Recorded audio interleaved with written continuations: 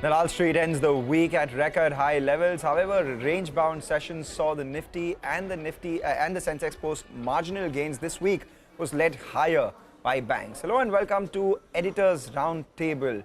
Over the next 30 minutes, we take stock of the week gone by, decode Tata Chemicals rally and the road to the Wall Street, and put also the spotlight on women leaders, especially in the consumer space. I'm Manglam Malu, with me Nimesh and Prashant, and along with us we also have the guest. We have Pankaj Tibrewal, of course, who is the founder and CEO at Ikigai Asset Manager. Were you inspired by the book, Pankaj? Yes, I've read it 8 to 10 times. Wow. What does it mean? It means purpose of life. Purpose of life. I think gradually we'll have to learn talking Japanese with you, I guess. No, Indian is fine. No, before we Japan started the market show, I was record highs as well.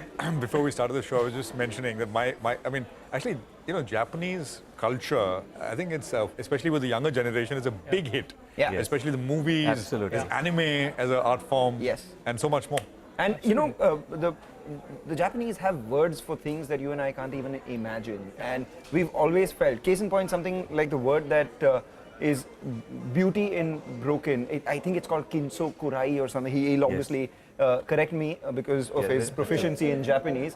It's things which are broken, they actually put it with gold and make it even a lot more beautiful because they say that broken is equally beautiful. So very interesting, the Japanese philosophy. Thanks, but Manglam. enough about Japan. Indian markets, they are doing extremely well. Well, oh, absolutely, Manglam. Again, markets this week were at record highs, though in a narrow range this week. And of course, because we're a truncated week as well, we're going to celebrate a long weekend. But again, looks like there is a return of the bank stocks. So the bank Nifty actually outperformed this week.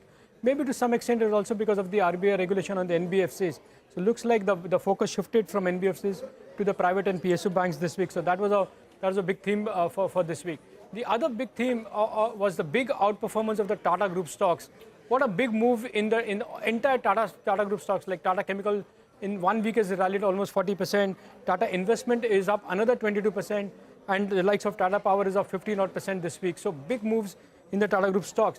The other big theme was the city gas companies. A shocker came from the oil minister's statements where they indicated that there could be further regulations in terms of pricing. We saw both the companies cutting some price as well and big stock reactions as well on these two names. So that was again the highlight. The other big corporate highlight was the interview from Rajiv Bajaj of Bajaj Auto. The stock was a big outperformer this week, and Rajiv Bajaj just casually said that in my eyes the fair value for Bajaj Auto is 12,000 rupees. So that again stood out for me in terms of the big stock to watch. So again, as I said, a good week for the markets, a bit of consolidation, but looks like the momentum is back. The momentum is back. Pankaj, the one thing that stood out this time around was the first few days of the week, there was serious underperformance from the broader markets. We did see, more stocks declining than the number of stocks that advanced. Thursday set aside. In this month itself, the small cap index is actually negative as against, the gains that we've seen in a couple of these large cap indices. You've been warning about the weakness in the mid and the small cap space, or rather the froth in that space. What are your thoughts now? Manglam, very right observation, and I'll give you one more data point. So obviously in the last 60 days, if you look at the broader market has underperformed the heavyweights, the Nifty. Another data point to notice is that within the mid and small cap indices, the median return is worse than the index returns. So for example, if the small cap index is negative by 1%, the median stock return is negative by 2.5%. And similarly in mid cap, that means few of the heavyweights in both the indices are just holding on. But the breadth of the market is worsening, and we could see that.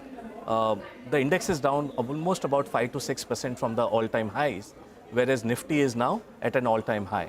So clearly, I think this year could be the year of heavyweights. Okay. And one data more which I looked upon was that it's been 3 years since the equal weighted Nifty has outperformed Nifty. Oh, wow. Right? Probably, I think we are reaching a stage where the heavyweights can come back again. And probably Nifty's outperformance could again begin compared to an equal weighted Nifty index. So I think keep these data points in mind, and it is showing that markets divergence has started off, which was there for last 3 years in the broader market space, is moving to Nifty, and within Nifty, heavyweights, which was not the case for last 3 years almost. That's interestingly put, all these stats that you've put out, especially the one on the equal weighted Nifty as against the free float weighted Nifty that we currently operate on. But are dealing rooms echoing the same sentiment, Dinesh? Yes, so to a larger extent, it looks like the focus seems to be back on the large cap names, and that's showing up in the FII flows as well. But if you ask me, the big trend this week, which has been the trend for the last couple of weeks as well, is the promoter and PE selling. Even this week, saw big names coming in, and there were large blocks as well. Just run through. Zomato was a large block and sold another 2%. Samvardhana was another large block. Sumitomo sold 4.5% stake. But what came out of the syllabus was M&M today. Nobody was indicating that there will be a large block in M&M. And even there, the promoter entity came out and sold 2% stake. So that came as a bit of a surprise. Aavas Finance was another large block. 13% private equity sold. And what I understand is this is not going to end very soon. So the trend looks like it's going to continue for the next few weeks until we see the cool off for the earnings. So that's the overall feedback. While these are blocks, there are also some 25 companies where the QIPs are lined up. So the supply of paper is going to be quite strong until April. That's the overall feedback from the dealing room. So that's something to track. I guess the other big thing was the regulatory action. We saw what happened to the NBFCs on the back of the RBI action. But not only the RBI action, overall, if you see, there is a bit of regulatory overhang now. What we saw in the city gas companies, there was a SEBI order as well. There is ED probe is going on in some market participants. So maybe that can be a big headwind for the market in the near term. The regulatory challenges across various sectors. So that is something was a key takeaway for me. But Pankaj, if I want to ask you, you've been in the market for more than 20, 25 years. You've seen these regulatory actions in many other companies as well. Generally, how do you approach as a fund manager in a particular sector or in a particular company where there is a regulatory action? So I think at times these have provided great opportunities to buy into. If the business is strong, the management teams are strong, I think these actions which leads to derating of a sector provides opportunity, and it actually differentiates between a wheat and a chaff. When the bull market is on, that everybody is a hero. सबको लगता है कि मैं पैसा, every company is good. Yeah. But when certain regulatory actions happens, you know how the processes are, whether the management team is good enough or not in a real sense. So I think regulators in India are very, very strong, and we really applaud both SEBI and RBI that they are coming with such norms on KYC, auditing so closely. And I think it's in the interest of either the consumer or the investor, which is happening today. So full marks to them. And I think during this derating process, there could be an opportunity to buy into some stronger companies.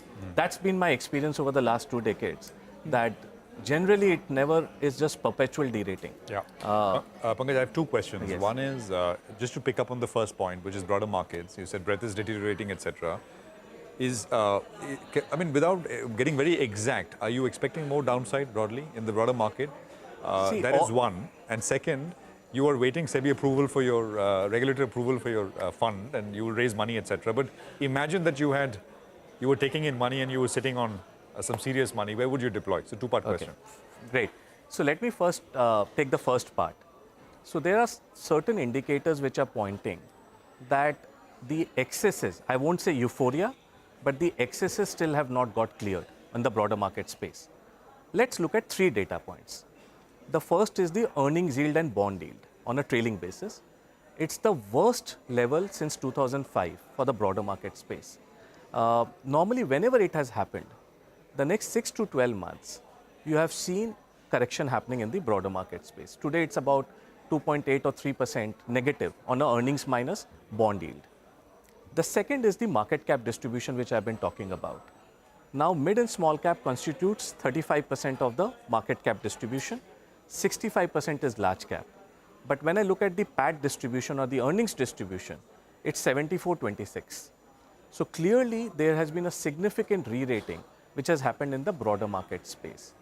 And the third point, if you look at, the flows, both from FI and domestic, has moved into the space.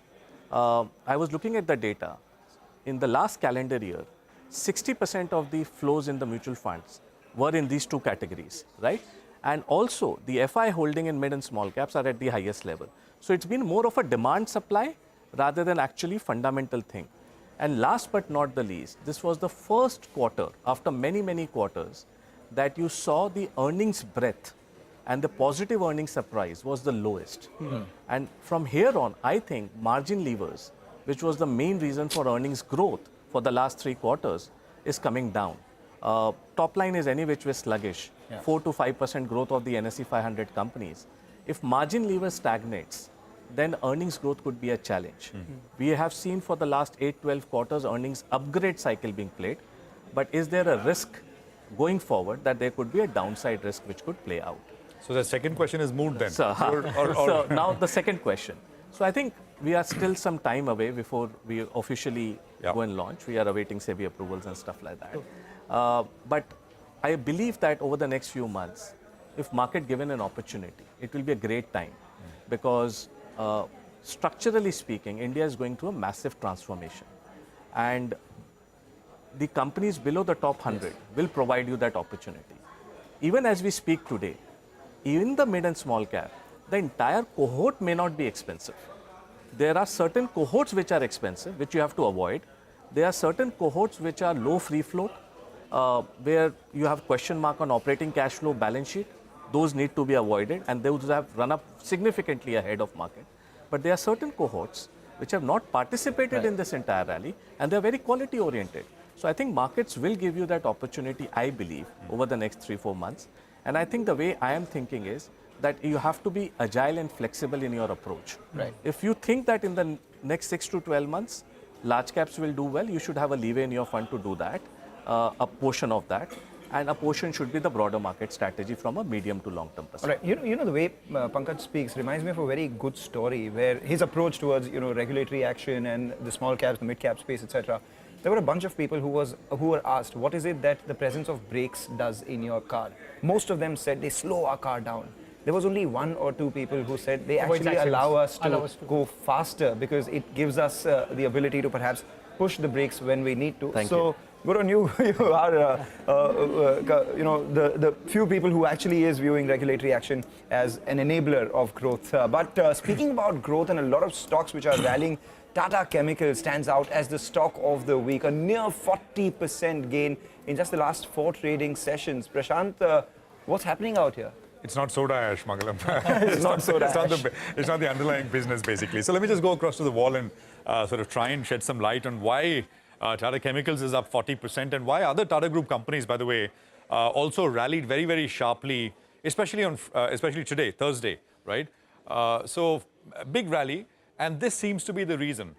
There was a report from Spark Capital, which I think lit the fire under Tata Chemicals in the sense that it triggered the rally. The news is old, right? RBI classified Tata Sons as an upper layer NBFC back in September of 2022. And, because of that, from the date of notification, Tata Sons and a bunch of other entities which were listed as upper layer NBFCs have got to list within 3 years, right? So, in a way, that report from Spark Capital reminded the market that that event is about a year and a half away, 18 months out. They've got to get this done by September of 2025. So that is essentially the reason why sort of markets started to look at this more closely. Now, let me just tell you what is Tata Sons' valuation, right? I mean, look at this. This is what Tata Sons owns in group companies. And I've not sort of looked at individual rupees crore valuation, but this is the total, right? Total works out to about 6.36 lakh crore. This is from the Spark Capital report. There are unlisted entities. They've also taken, some value as optionality because there's lots of these new businesses which the Tata Group is getting into, which is semiconductors, etc. Difficult to value right now. So they put a number for that, and they say that the total value could be just under 8 lakh crores as far as Tata Sons is concerned. The other sort of way to look at this, of course, and this is, I think, the real deal, is how much do group companies own in Tata Sons, right? Now look at this. This is Tata Motors, Tata Chemicals, Tata Power, and Indian Hotels. As you can see, this data is as of March of 2023. Now the next plate will tell you what is each of these companies they're holding in Tata Sons as a percentage of their individual respective market capitalization. And here, the disproportionate candidate is Tata Chemicals. And this is, by the way, this number would have been higher. That report from Spark was basically, dated, I think, the 4th of March. Tata Chemicals, of course, has rallied quite a bit. The number was almost 80% of Tata Chemicals' market cap was accounted for its holding in Tata Sons. It's dropped to about 71%. The market cap I've used this as of this morning, so maybe it'll change a little bit, but not by much. In the case of others, of course, it is lower. Tata Power is 12, Tata Motors is 6, and Indian Hotels is 9% or so. I just leave you with, since the excitement is around Tata Chemicals, I'll just leave you with how the markets are thinking about this. This is it. So the market cap today, this morning, was about 34,000 crores. When the Spark Capital report came out, it was about 24,000 crores, right? So it's re-rated. Tata Sons stake is worth 23,400 crores. Apply. This is again the discount, etc. I've updated the figures as of today, but the idea is from the Spark Capital report. Discount is 30%. Value post discount is 16,380. Intrinsic value, which is 34 minus 16,380, is 17,620. This is the intrinsic value of the business X they're holding in Tata Sons. You take an estimated PAT in FY25 of 1,000 odd crores, according to Bloomberg. You're looking at valuations of about 17.7. Now, we can argue if 17.7 for the intrinsic business, the soda ash and other chemical businesses, is expensive or not. But as of the 4th of March, when they came out with this report, that number was not 17.5, 17.7. It was about 11 times, right? So that is essentially what triggered this move, this big move on the Tata Chemicals stock. But of course, now it's moved up quite a bit, 40% in the last 6 days, and valuations are looking up as well. But Pankaj, your thoughts on this one, and are there any ways to play this if this were to happen? It's going to be a big one, the Tata Sons listing. What we'll actually do is we'll ask Pankaj to hold on to his thoughts. We'll not only speak about Tata Chemicals, but the entire Tata group. It turned out to be a Tata Thursday when it came to trade. So we take a short break, come back, speak about a lot more on the other side.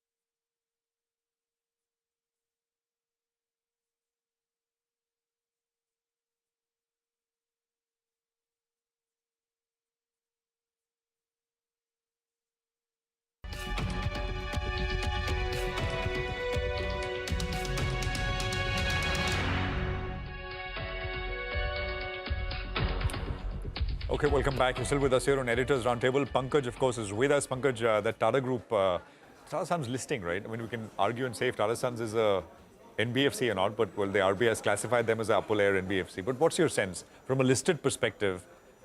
Is there what do you like in that group and this particular rationale, holding in Tata Sons? How do you look at that? So I think it goes back to the basics of investing. That when do you reward a group or a company? When the management starts taking right capital allocation calls. And this goes back to when Chandra took the reign. I'm a great admirer of that leader. And his core focus was that look at every company and make sure that incremental capital allocation start yielding better returns. Second, whatever investments have been done, how do we improvise that so that headline return on capital starts to look better? And cash flow orientation. I think these three things has re-rated the entire Tata Group and every company in the group substantially. And when we interact with different managements of Tata Group companies, the one thing which we take away from them, that every management is prudent about capital allocation. And that's coming from the top. So full marks to Chandra from where he took the entire Tata Group market cap to where it is today, I think they have done a phenomenal job. And I think they are rightly positioned in the India growth story. A lot of things which you are seeing new is coming to Tata Group, semiconductors, electrical, renewals, all of them, the new growth engine and the businesses. So I think they have the old businesses and the new businesses. So I think this group has done phenomenally well, and full marks to Chandra and the entire team to execute that. And what they've also done is they've diversified away from just Tata Consultancy or TCS earlier was the largest market pool or the bellwether for them, and now others are also handling. Yes. No, absolutely. Mangalam, it's Women's Day, right? Tomorrow. Yes. And you putting the spotlight on some of the women leaders, especially in the consumer space. In the consumer space, because every consumer conference call that you listen to, everyone alludes to the customer as a she. Yeah. And the customer is a she. So why shouldn't the leaders be a she as well? And that's exactly what I'm talking about, the women power in the consumer space. What's interesting is that, these are true trailblazers of the consumer space. And they are actually flying the flag of FMCG and female leadership higher. So we start this list, and this is an indicative list, not an exhaustive list of all the wonderful women who are there. We start with Falguni Nair, who founded Nykaa, inspirational because she founded Nykaa after the age of 50, had a stellar career as an investment banker behind her as well. And not only did she, grow the industry and took makeup to beyond metros and departmental stores, she's created a community of skincare and makeup enthusiasts and cultures as well. Speak about the next one, we have Ghazal Alag, of course, who's the co-founder of Mama Earth, Honasa Consumer. Again, a pioneer when it comes to digital-first brands, premium products, premium beauty products and skincare products, which have done well in the market, and now creating a fair amount of wealth for investors on D Street as well. Not far behind is, the leader that we have from Diageo. Traditionally, a male-dominated space, not considered very safe for women. Here she is handling the reins at Diageo India. Thereafter, one of the most celebrated appointments last year in the consumer space was that of Prabha Narasimhan, who's heading Colgate as the MD and CEO. Importantly, she comes with 2 decades of experience at Unilever as well, which again is a leadership factory. From the unlisted space, of course, Vinita Singh stands out as among the distinctive leaders, and then you have following her Naya Sagi, who's of course the co-founder of MyGlam and the founder of Baby Chakra herself. Then we have Jyoti MR. Now she earned her reins as the MD of Jyoti Labs, a company named by her father after working in the marketing department of the company for over a decade. And ever since she's taken position as the MD at Jyoti Labs, there has been a fair amount of wealth creation. They've reported industry-leading growth. Speaking about some more leaders, Geetika Mehta is the MD of Nivea India. She joins after helming, Hershey's India for about a year, and behind her again was experience at Hindustan Unilever. We haven't spoken yet enough about Neetu Kashiramka, who was erstwhile the CFO of VIP Industries, now taken over as the MD. What she does to stem the market share loss and perhaps regain the lost glory of VIP is something that we will keep an eye out on. Finally, from the Indian leader standpoint, Deepika Bhan is the CEO of Tata Consumers India Food Division. Her KRA includes the growth of Tata Salt and Pulses, but more so now growing the recently acquired Ching's business as well. And when we speak about female leadership in the consumer space, there are a lot of them of Indian origin in global companies as well. Indra Nui, of course, is the CEO, former CEO of PepsiCo globally. Then you have Leena Nair, of course, the current CEO of Chanel globally. And we celebrated the listing of Vimeo. Anjali Sood was there, who's now the CEO of Tubi. And finally, when it comes to fashion retail, we don't look beyond Sonia Singhal, who was erstwhile the CEO of Old Navy and Gap as well. So these are a bunch of strong female leaders in the consumer space. Mangalam, thanks very much for that. So that's an interesting sort of list of women leaders and what they've done for their respective businesses, and of course, keeping the flag high for the consumer sector. Yes, keeping the flag high for the consumer sector. And on that note, what we will do is we will take our little break as well and enjoy the long weekend. Yeah, enjoy the long weekend. Looking forward. That's what we'll do. Thank you so much for tuning in to this episode of Editors Roundtable. And for all you lovely women out there, a very, very happy Women's Day.